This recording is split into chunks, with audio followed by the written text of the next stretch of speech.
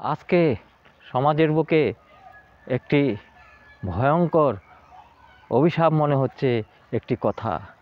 সেই কথাটাই সমাজের বুকে অভিশাপের মতন কাজ করছে।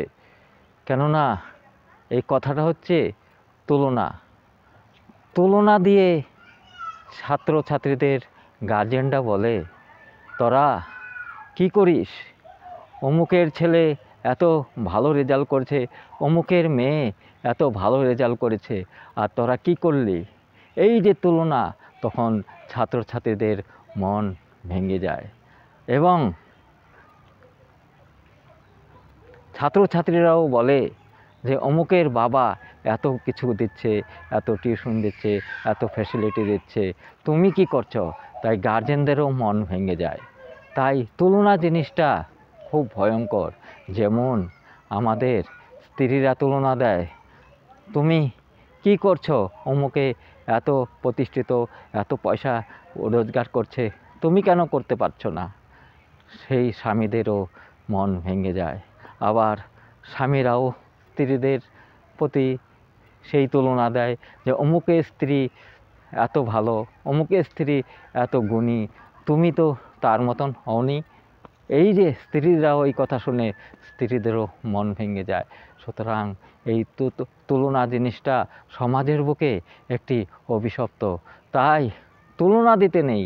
তুলনা দিলে মানুষের মন ভেঙে যায়। তুলনায় একটি বড় অভিশাপ। তুলনা ছাড়া আমাদের চলতে হবে। যার যেটা প্রতিভা, সেই প্রতিভাকেই বিকশিত করতে হবে। তুলনা দিলেই মন ভেঙে যাবে, তাদের প্রতিভা আরও ধ্বংস হয়ে যাবে। তাই তুলনা দেব না আমরা। তুলনা ছাড়া আমাদের সমাজ গড়তে হবে, আমাদের দেশ গড়তে হবে। কেননা এই তুলনায় অভিশাপের মতন কাজ করে।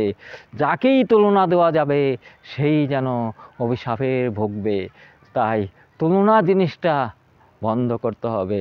সুতরাং আজকের থেকে আমরা শপথ নেব, কেন না কেউ যেন কোনো তুলনা না দিয়ে কথা বলে।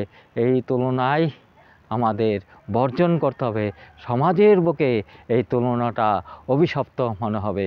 তাই নতুন নতুন ভিডিও পেতে হলে আপনারা আমাদের পাশে থাকেন এবং আমাকে ভালোবাসেন। নতুন নতুন কথা বলবো, নতুন নতুন ভিডিও দেখব। সাবস্ক্রাইব করবেন, লাইক করবেন।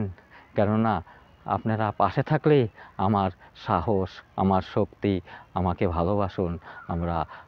আমি আরও কথা বলবো আপনাদের, যাতে আপনারা শুনতে পান। নমস্কার।